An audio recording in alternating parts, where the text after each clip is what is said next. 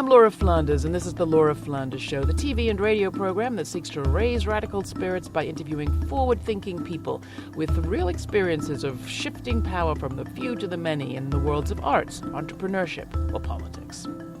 No is not enough, says Naomi Klein. Resistance alone won't build the world we want. So what might? This week, I'll talk with author-activist Gar Alperovitz, co-chair of the Next System Project, which is all about imagining next systems of governance, economics, and community. From the gloom of today, he sees the principles of a pluralist commonwealth emerging. Then, Local Futures counts down the many changes that can come from investing locally, and I'll share some thoughts on the diggers and feeding while rebelling. It's all coming up on The Laura Flanders Show, the place where the people who say it can't be done take a back seat to the people who are doing it. Welcome.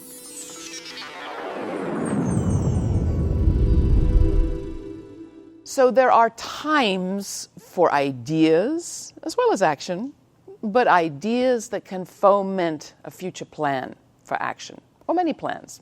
Gar Alperovitz is the author of a new book called Principles of a Pluralist Commonwealth. And it's all about surfacing some ideas that could help give us direction as we move forward at a time when forward movement maybe isn't going to be happening as quickly as we might like, at least not from the top. Gar Alperovitz is no stranger to this program. Glad to have you back. Thanks for coming in. Great to be here. Thanks. So talk about why principles of a pluralist commonwealth in these times that seem so authoritarian. Well, the argument is that, and I sometimes put it this way, major ideas about systemic change don't matter most of the time. Power matters, institutional power, military power, but not always. And there are times when people actually begin to say there is a systemic challenge, and what would be a systemic alternative becomes a meaningful idea for many people. That means it's a time to really talk about in a very, very serious way. If you don't like corporate capitalism, you don't like state socialism, and if you're not satisfied with some of the models that are beginning to be explored, how do we precipitate and kind of generate a serious debate about much deeper systemic issues at many different levels, and also connect that with organizing, what's going on the ground.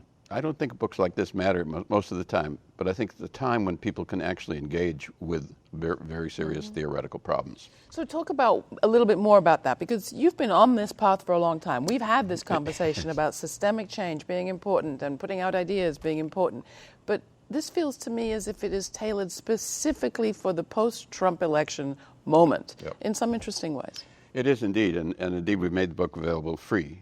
It's available online. It's Next System/Principles, because we want activists to do it, and there's a big pickup on it already. There are more and more people who didn't realize that we face a genuine systemic problem, that there is corporate capitalism is producing semi-fascist models all over the world. And the traditional models available to us, liberalism or social democracy, are decaying before your eyes. Primarily because the labor movement's collapsed in virtually all the advanced systems. Here it's down to 6% in the private sector. So that whole model of labor-based social democracy holding the corporations slightly at bay is decaying. We're getting Trump here, and we're getting semi-fascist operations beginning at everywhere in Europe. We'll see how far they go. So people realize something much deeper than politics, and also closer to us than the theory there'll be a revolution someday in the far future is here. It poses the question, if you really don't like state socialism, you really don't like corporate capitalism, what is it? And there's a big debate about this in some parts. Some people think worker-owned companies are the answer to the systemic problem. I favor a lot of worker-owned companies, but that's one piece of the puzzle. One of the questions in this particular system, it's a continental system, 3,000 miles across. By design, Madison understood and said explicitly, if we can keep going west and spreading people out, we can divide and conquer the working class. He didn't use that term, but we can keep power at the center. He is much more clear about this. He's a Karl Marxist position, that the people with the power, he says it explicitly, the people who have the wealth have to keep the people who don't have wealth at bay or they'll take it over. And this is a continent, we're spread out. And they play the game of dividing and conquering by moving jobs around. So if you think about that, a continent of 3,000 miles you can drop Germany into Montana. Those are little countries. And you can get a polity, a grouping in those countries. Ultimately, one of the questions that has to be faced is regional scale. And I think we're going to see regionalism as a serious possibility, devolving the system. California, there was a Brexit kind of idea beginning. New England has got a whole series of regional developments. Texas is even more interesting because the right-wingers are talking about secession when they get angry, but the demography of that state is really interesting. Over 20 years, it's going to be a very, very progressive state as the Hispanic vote. So one of the questions, and this is only one, is about scale, which is not in our dialogue. We haven't been talking about it as a possibility. But the community as a whole has interests that are different than the workers. So for instance, in a market system, and most people are talking about some form of market system, even on the left, worker-owned companies facing each other in a competitive market have to externalize costs. They have to pollute. They have to drive down wages. They are in a situation that the market forces them up against very difficult problems. So that, in small scale, it probably is manageable. Little co-ops, it probably works out. But, another piece of it is equality. The garbage workers have their worker-owned company, and the oil workers have their worker-owned company. That's a recipe for a power struggle that is totally independent of who owns and controls. But doesn't the Mondragon model propose some kind of community leg of the stool? It does open a community, and that's exactly the question. What is the role of the community in both a culture and power? So at certain scales, I think small-scale worker-owned companies and worker co-ops make a whole lot of sense. But at another scale where power becomes part of the game, what do you do it? Mondragon never took politics and policy into account. We're talking about the big cooperative business in Spain that is often lifted up as the largest to scale model of industrial cooperatives. Yes, and it's a series of 80 or so co-ops put together, integrated in a model. But again, Mondragon also never got more than 4% of the population in that part of the world in their own province. The same is said of Emilia-Romagna, which in Italy is the other big example. And it's very exciting and very interesting things, but no political spread of any significance beyond very small scale. And it's a real challenge to ask the question why and how. So this book is a fairly hard-headed book about where do worker co-ops make sense, where do community structures, like community utilities, for instance, or community ownership of larger business, or the Cleveland model, which you know about, which is a neighborhood-wide ownership scheme to which worker-owned companies are attached. It's a complex model, but it brings the community as a whole into the driver's seat. If it's a time to really think through what the next system looks like, we're going to get much harder and tougher about how these things actually begin to work out in time. Don't like corporate capitalism? Don't fancy state socialism? What might provide an alternative? I'm Laura Flanders, and you're listening to The Laura Flanders Show. My guest, Gar Alperovitz, economist and co-chair of the Next System Project, spent a lot of time thinking about what a next system might look like. His latest book's called Principles of a Pluralist Commonwealth, and it offers a path for wide-ranging institutional change, fostering pluralism rather than authoritarianism.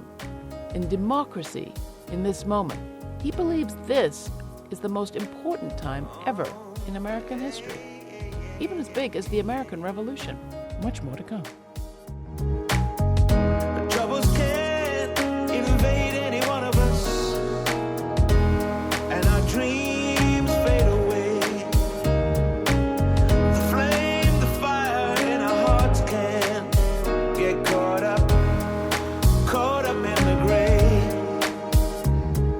Sometimes it's hard to separate the faith from the hate. What now when hope is in decline? Of our future, our fate, better believe. Caught up in the grave, we get caught up in the grave. That's Caught Up in the Grey by Bluey of Incognito from his album Life Between the Notes. I'm Laura Flanders. This is The Laura Flanders Show, forward-thinking media for forward-thinking people. That's you. We're also available as a TV show. Go to lauraflanders.com where you can watch the program or download this podcast in our archives. Like what you hear? Become a sustaining supporter today. You can do it for as little as $2 a month.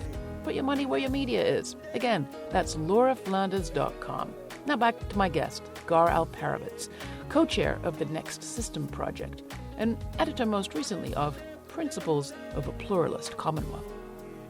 We're all seeing power and wealth concentrate, a trend capitalism tends to accelerate, but as that's becoming less and less tolerable for more and more reasons, Gar Alperovitz is seeing a new system evolving, one that puts community rather than capital at its core by design. Co-worker co-ops is just one example of the issues or the ideas and questions that you lift up in the book. Name some of the others. I mean, I know you deal with finance, you deal with banking. What are some of the others? Well, starting with worker and community. Community is the center of the argument, that unless you rebuild a culture of community, which requires economic institutions that nurture rather than divide the culture. And media institutions. We're counting on you for developing that for us, Laura. Working on it. What if we don't start with community, you can't build from A to B to C to D. So community design is very important, but obviously finance is part of that. And one of the things we're seeing all over the country, all these things are beginning to develop. There are the structures of ownership and control in Cleveland, but now in Rochester, and maybe also in Jackson, Mississippi. Complex community / worker co-ops, but not just freestanding. But banks are another piece. There are public banks, which 6 years ago, I think when we first met, or 7 or 8 years ago at the first banking conference, it was a kind of my goodness, maybe someday. The Philadelphia's got it on the agenda.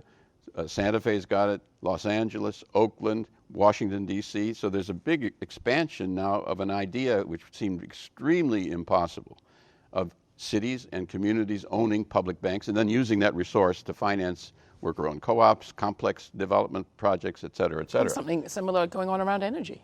Energy is the same thing. And so we're seeing all the pieces of the puzzle, many of them at one level, community or co-op. At another level, we're getting to city or larger community. We're seeing neighborhood development, as in Cleveland, which is in large cities, a neighborhood of 20,000 people is a big piece of the actions. The history story that you tell, though, that I really want to make sure you tell to our audience is the parallel that you see between the agriculture-based populist movements of the late 19th century and this upsurge of conversation and interest and activism that hasn't been naming itself as a movement yet, but maybe is. In my view, we are the most interesting period. Let me say this carefully as a historian. I think this is the most interesting period of American history, bar none, including the American Revolution. I think it's a big deal. Corporate capitalism has run out the options that can sustain its legitimacy. All too briefly, in the 19th century, every time they got in trouble, they moved west, took more land, expanded, moved the problem out. In the 20th century, by chance, not by design, in the first quarter of the century, the system was in great trouble, and World War I bailed us out. Now, they didn't do that for that reason. Same thing in the middle part of the century, the second quarter.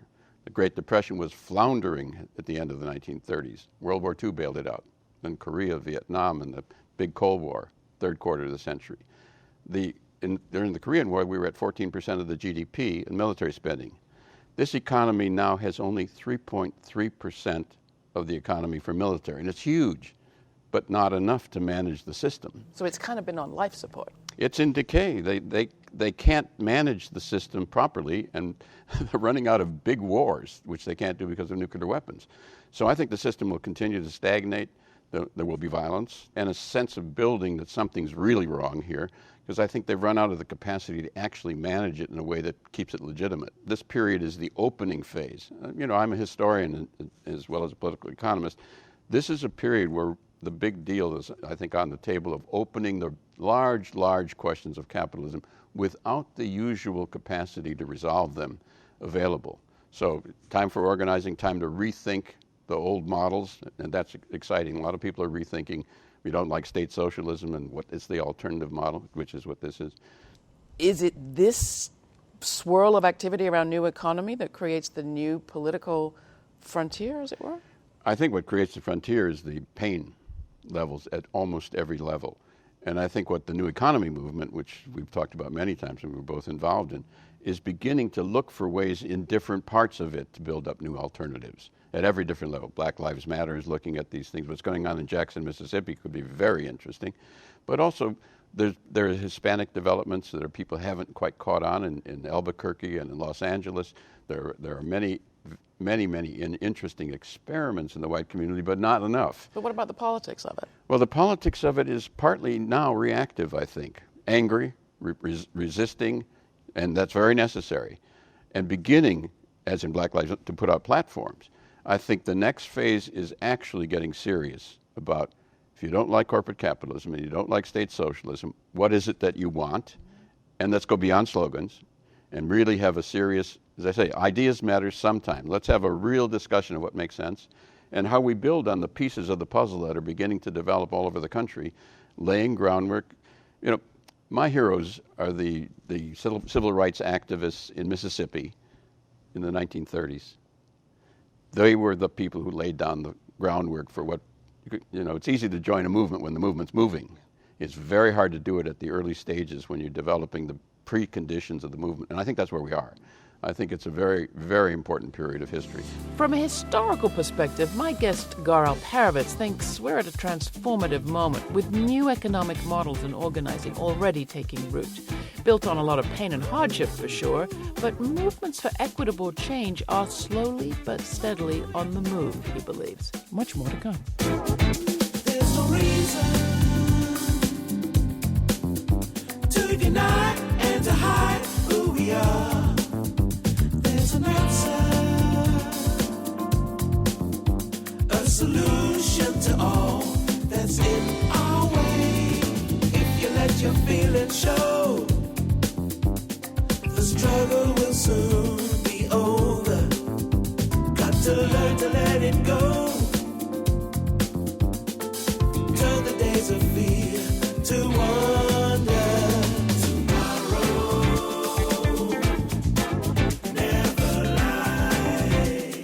That's Tomorrow Never Lies by Bluey of Incognito from his album Life Between the Notes. I'm Laura, this is the Laura Flanders Show. Like the music? Prefer it to advertising? Become a sustaining member of the Laura Flanders Show for as little as $2 a month. Go on, do it. Keep this podcast music-rich and commercial-free. Becoming a sustaining member or making a one-time donation is quick and easy at lauraflanders.com/donate. And thank you. Later in the show, we'll hear from the group Local Futures about the many changes that can come from investing your money and your heart and attention locally. And later, a quiz. Which Summer of Love activist group in the United States was inspired by 17th century British mystics? To them, I dedicate this week's commentary, the F word. But first, continuing my conversation with Gar Alperovitz. His newest book is Principles of a Pluralist Commonwealth. Big questions are opening up, he says, from continent to continent, involving all sorts of ways of rethinking the nation and the state and its relationship to its residents and to others. Here's more of our conversation. Looking internationally, just for a minute before we close, there have been some interesting experiments or experiences in other parts of the world. I'd love to get your take on what happened in Greece with the Syriza movement that took power on a platform of some of this solidarity economics and with the support of some of the people that have been engaged in that. And then once they got into power, eventually had to concede to outside pressure. Spain, Barcelona, yep. A movement, a mayor whose roots are in a people's movement around housing that's also got a commitment to the commons and the digital commons, and we've spoken to some of those people on this show. Germany, same thing around municipal power in terms of housing and energy. I'm going to look more into that this summer. What are you drawing in the way of lessons, salutary and otherwise? No, they're very interesting things. I think particularly Spain, where the municipalities, municipal government can be really important in all this because it can help set the conditions. Even in Argentina, very few people, we should mention that as well. The worker-owned companies, many of them had contracts with the municipal government. That's how they were sustained. That's a mini socialist model, socialist government, a municipality, helping support worker companies. That's a complex of the kind I was talking about, same in Spain. The larger question, which is posed by Greece, and this is really, I think, the hardest place in the argument that most people have not yet confronted. Greece was up against the central monetary policy, and the Germans crashed them and said, no play. The answer to that is semi-independence, breaking away. That means in the United States, and this is very hard, how would you get beyond the dollar monetary, the whole continent? And I suspect ultimately regions are going to have to take that on. And you think of California, the 6th largest economy in the world, controlled by Wall Street and controlled by the Federal Reserve Board in terms of its monetary policy. There was a Brexit movement started in California. At some point, throw two decades on the table, the independence of regions becomes a monetary question as well, which is where the Greeks got killed because they've stayed with the euro. So I think we're going to see all those big questions opening up. We're at the early stages. But the starting point is there is no available solution other than fascism, which we may see. And then the question becomes, when that's over and knocked down, as in Chile, what's your next move? What is it that you want and why? We may have to go through severe repression with these guys. So that's an option to put on the table. Even so, the world does not end, and let's hope it doesn't happen. But what is your vision, and how do you build beyond? And what makes sense? This book is an attempt to say, what really makes sense? Why should we do X, Y, or Z? And push the argument a little bit further than I'm pushing myself, let me say. Let me just push you a little bit on this question of local and secession and withdrawal. Because we saw what happened with the UK and Brexit. We see some of the nativist, white nationalist tendencies inside the Trump administration. The appeal there could exploit some of the same grievances you're talking about and direct them in a very fascist direction. They are doing that. When I think about your 1930s civil rights heroes, they came from a movement informed by a notion of internationalism and globalism. Can't we revive that as a part of this picture? Absolutely, absolutely. The question becomes, in a continental system, and the European systems are not continental. I mean, as I say, you can drop Germany into Montana. They're little countries compared with this vast. How do you organize a polity that can build a common consciousness and a sense of collective future? But that consciousness needs to be internationalist, doesn't it? Of course it does. But you start with where you are. How do you build that up? How do you actually generate it? For my sins, many years ago, I worked in the government, in House and Senate, and for a while working on UN matters in the State Department. And people had great ideas, but every time they did something, the corporations would destroy it on the ground. So you've got to change the base, or you do not have an internationalist policy unless you change the institutional structure. So how do you get to the internationalism without falling into the gulf of white nationalism? The only way, is my civil rights friends, start at the bottom and build up both consciousness and institutions that begin to change who we are as a nation and who we are as a polity. I think you start with system change, and you start at the lowest level. You start with co-ops and worker-owned complexes and utilities and regional and state, and then to regions, building up the sense that we're all in it together, that particularly the ownership of capital, and how do we do that in an egalitarian and equitable way. But unless we begin that way and actually see it, I think I write about nuclear weapons and the way we've used them. Unless we do that and change the whole culture from the bottom up, we don't get there. So I don't see a shortcut. I mean, I think consciousness is raising in many parts of the country, but I don't see a shortcut unless we change actually the practices and the institutions that generate the kinds of consciousness that lead to Trump on the one hand and violence on the other, and nuclear weapons beyond. And your vision of the Commonwealth? Because these are principles for a pluralist Commonwealth. Yes. The Commonwealth begins with who owns capital in common, as communities, as co-ops, as regions, as states, and in a way that doesn't produce statism, state socialism, but also avoids some of the pitfalls of some of the kind of easier ways of doing it, and then we get workers fighting with workers, black and white. We've done very little, all of us, to deal with white working class difficulties. And that's a central problem the movement has got to face. We've been avoiding that. We haven't found a way to do much, a few places, and I think that's on the agenda if we get beyond the fights they'll exploit the race, white, black, and brown. They're going to continue to exploit it unless we're serious about it. There are great models of that sort of work happening all over the country. Yep. You have great models in your book of the kind of bottom-up initiatives that people ask about all the time. I want to thank you so much for being such a key part of this program. Oh, thank you. Thanks for all the work you do. It's wonderful. That was Gar Alperovitz, co-chair of the Next System Project, a framework for imagining next systems of governance, democracy, and economics. Principles of a Pluralist Commonwealth, the book Gar's been talking about on this show, is available free as a download through a link at our website. Check it out at lauraflanders.com. Coming up, what difference does localism make? Investing your attention and your money locally. A big one, says the group Local Futures. What do we all care about? Really care about? We all want time for friends and family, a world in which everyone has enough to eat and a roof over their head, clean air, clean water, a stable climate. That's what we want.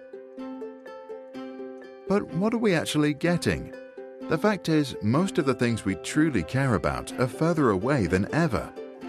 So what's gone wrong? In a word, the economy.